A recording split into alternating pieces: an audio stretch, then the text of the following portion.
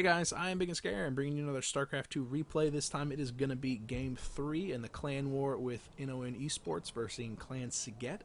And our top right-hand side featuring NoN-eSports is Hopeless, our Mid-Masters Blue Terran. And in the bottom left we have from Clan Sqeht, Complain. He is our Israeli Mid-Masters Terran also. TBT on Neoplanet S, very, very cool, very exciting. First TBT that we've had so far in this best of 7. First two games were ZVZs, both of which went to Sol Fleur, who is High Masters Zerg from Clan NON. So right now NON is up by 2, and Complain is probably feeling the heat. He needs to take a map. He needs to take a map for Sqeht, keep them in this running. Obviously, if it's best of 7, the first players to 4 wins. So if Hopeless can take this map, he'll be furthering the lead for NON, and if Sqeht can take it, he can keep them in the matchup, keep them in the game.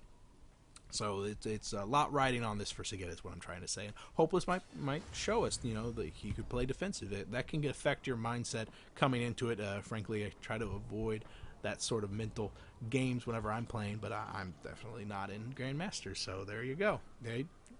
Totally up to you. Personal preference. Personal preference also keys into where these barracks are being positioned. We can see that Complain's having his right by the CC, saving just a couple of seconds in mining time, if nothing else. And we can see that the barracks is being positioned right by the ramp for Hopeless, making it so that he can complete that wall off just a little bit faster, deny the scouting. Speaking of scouting, we have an SCV coming out from Hopeless just to see what sort of shenanigans Complain is getting into back at home. Incredibly identical timing for the refineries going down for both players, as well as an SCV scout coming out from Complain.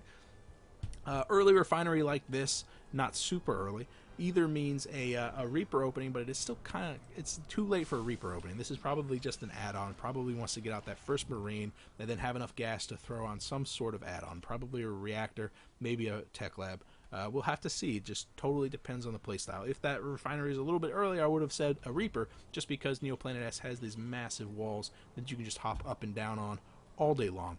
However, timing of it, rather non-indicative of that. We have the SCV coming in from Complain. A little bit of miss micro there from Hopeless, not having that supply depot wall off up, and it's not going to show him too much. I mean, Hopeless just has a gas and a barracks. He's going to know that Complain will need to scan in a couple of minutes to see exactly what tech path Hopeless has progressed down, and he's throwing down that reactor, which tells us he's going to be a little bit more mineral heavy, depending on where the factory goes. I mean, if the factory's right on top of it, he could be dealing with Hellbeams or maybe even some Widow Mines. But with the CC on the low ground, it shows me that he's probably going to be expanding super early, super aggressively, and will be relying on the Marines coming out of that barracks in numerical quantity to defend that. He's not going to tech lab there. He's not going to be trying for an early stim or anything like that.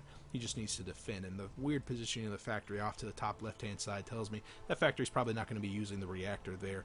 Just weird positioning of that. Probably going to have a starport right next to it and have an add-on to the factory for the starport to use. Well, we'll keep an eye out on that.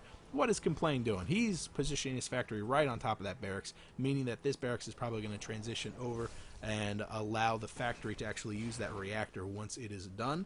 So Hellions or Widow Mines, both of them incredibly powerful, especially in this matchup. Widow Mines primarily in the defensive posture. I mean, let's be honest, they lock down those drops very, very effectively, making it so that those medevacs and Banshees aren't nearly as efficient as possible. But Hellions are, they're kind of unsung heroes. They do a lot of damage in the run by, a little bit of a technical problem. Hopeless calling out for a pause. But since we were watching on a replay, we can just skip right to the action, and it's great. CC being constructed on the low ground for Complain also, and yeah, that factory did indeed use that reactor. Is going to be producing Hellions 2 at a time. So Marines on the low ground. We got a bunker being started now that CC is done. Hopeless is probably not going to have a hard time defending the forthcoming push, just because Complain is beginning to produce those Hellions, not really working on tech too much. He's got a starport finishing up. Starport right next to the factory tells me he's probably going to be transitioning this starport over to the factory in order to use that tech lab. Is maybe going to be going for... No, he's making a siege tank. I would have thought this was for Banshee, but no, he's making a siege tank right now, which is great. I mean, he's also going to have no problem defending this, especially with the push coming out from these Hellions. probably going to be leaving as soon as the other two are done. Yeah, there goes the other two, and they are moving out right now. And that siege tank's going to be clutch. It's going to be so handy. He's going to be able to position it right here and shell down a lot of damage on those Hellions. Obviously, those Hellions can do a run-by, but the main danger of that is the Hellions accompanied with those Marines. The Marines will be able to take down the bunker, and the Hellions will be able to do slash damage on the SCVs as they're repairing the bunker, thereby taking out a couple of those SCVs. At the same time, they'll be shelled down a lot of damage from this siege tank, which is beginning to trundle off and get into position.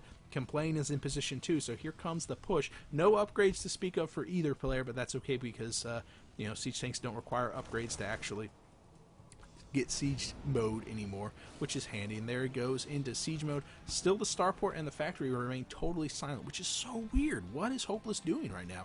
Oh wow, look at this.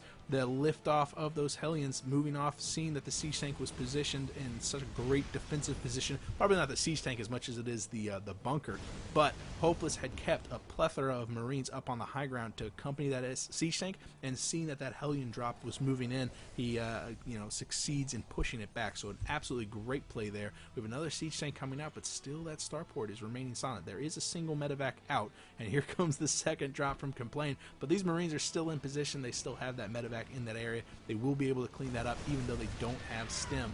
Accompanied by a medevac, there's still more than enough to deal with a single Hellion drop.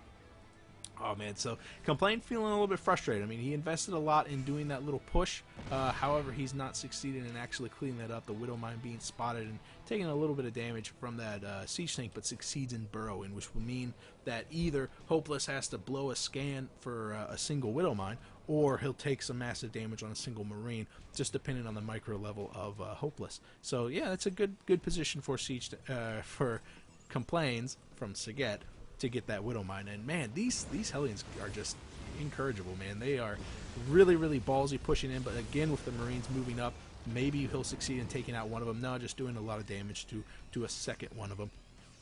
So it looks like a standstill right now. I don't think Complains can actually succeed in pushing in, and yeah, he agrees. He's beginning to pull back with his Marines. Probably keep that Hellion medevac in the area just for the time being. Try to be successful with those drops. And at the same time, Hopeless is contained. I mean, he's not going to be able to push out anytime soon. He's not really making motions like he wants to. He's starting up that +1/+1. He's going to be waiting for that timing attack. A little bit delayed because of that early aggression, but it's going to be accompanied by a lot of siege tanks. We have a third siege tank on the production tab, and that's going to do a lot of extra damage to basically anything it wants to, because let's face it, siege tanks are terrifying. Hellion still being kind of ballsy, but at the same time serving to distract Hopeless as there goes a drop down in the natural. Only 5 Marines right now. Is there any upgrades at all? No. No one started on stem. No one started on combat shields at all. Hopeless will succeed in taking out a handful of those, especially with the siege tank moving off to the low ground. But Sqeht gets away with killing 3 workers. Oh, but for the cost of probably half of his complement of Marines. They all go down. At the same time, the Hellion medevac tried to poke in, but really nice spread of these Marines from Hopeless, doing a good job of defending these guys, also doing a good job of getting that infrastructure up, starting up on that stem at the same time. Complain is starting on his stem. +1/+1, pretty close. It looks like it's in the favor of Hopeless, but not to the point where it is earth shattering. It's Complain will just need to hold back one poke for maybe 20 seconds longer than Complain would. Also, early combat shield. I love it whenever they're doing 2 researches at one time. Stem and combat shield at the same time, even though combat shield is much shorter than stem, 110 seconds for 170, just 1 extra minute. Still a very important upgrade to get, and if you can work on both of them at the same time, you can make your Marines just that much more devastating, that much faster, which means that Hopeless will have more devastating Marines faster, and they will be able to do extra damage. Those siege tanks paying for their weight in gold, denying that drop, making it so that the production of the medevacs can continue twofold.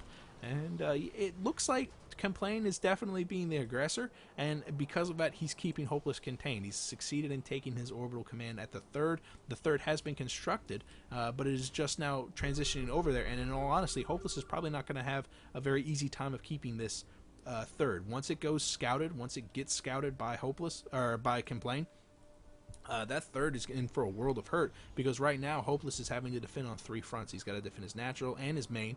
He is producing a single missile turret here, but that can get, you can find that sweet spot and throw your medevac right in here and get over here to that mineral line, which is gone completely undefended. And here it is, yeah, taking 1 single missile turret shot.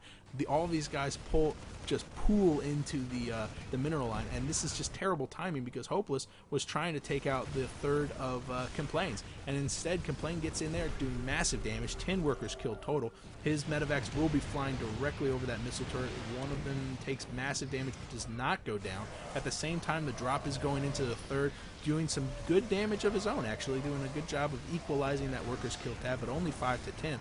And in reality, Hopeless comes out kind of the loser on that one too, because he's lost a lot of his medevacs. He's a complement for his medevacs. It doesn't have the units in those medevacs. You switch over to the resources lost tab, pretty much even, but in the favor of Complain because he did the economic damage more than Hopeless, and he also made away with the standing complement of his forces. Maybe you want to pull back the medevac with only 4 hit points, but hey, whatever.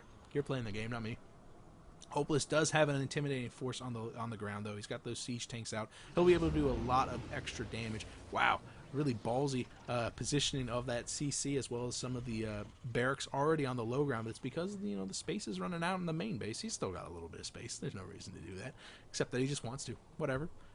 Devastating drop in the bottom right hand side. Probably going to be thinking about moving up to the top right and actually do some damage at that third. At the same time, the drop is moving in, taking a handful of pot shots, but it's on the healthy one. Whoa, he goes down, and the other two are left with 0 health. Oh, great pick off for Hopeless. At the same time, the third is probably going to go down, and man, just taking so much damage. Good stem and control from Complain, making it so that those Marines actually sacrifice their lives to take down that command center. Big loss for Hopeless, losing that CC and that orbital and not being able to mine at his third. However, he picked up a lot of those Marines. He definitely did some damage, and you know, Complain sacrificed a lot of his forces. But at 152 supply to 129. Complain can, you know, he can afford to lose a couple of Marines. He can afford to throw them away.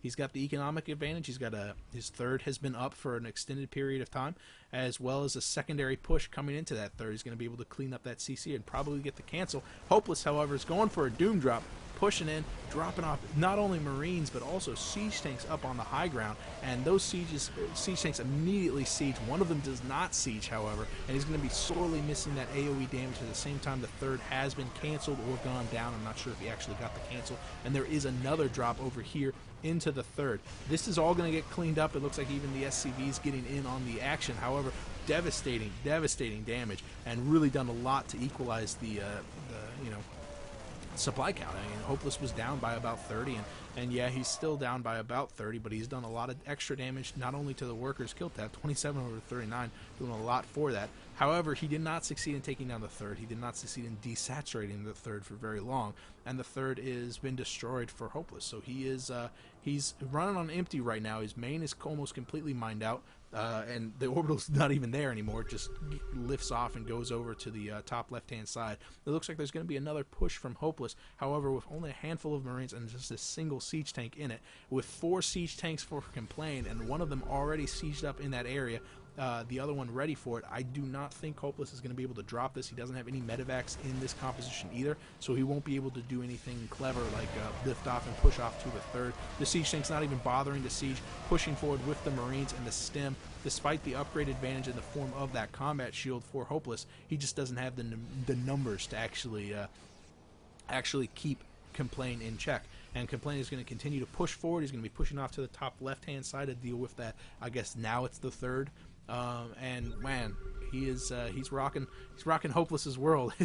He's got a huge force, and oh man, Hopeless only has Marines. Those siege tanks are going to be doing so much extra damage, and those Marines really do not stand a chance against this force. It looks like the third is totally going to go down. Are there any siege tanks left at home? Another complement of Marines coming in from the south side is going to succeed in taking off at least half of those siege tanks before they even manage to siege. A major win for Hopeless. However, I don't think it's going to be enough. Still enough forces on the ground. Hopeless does tap out after that. That was a good play, though. That was a really good play. Taking out those siege tanks, that was exactly what he needed. He just needed more.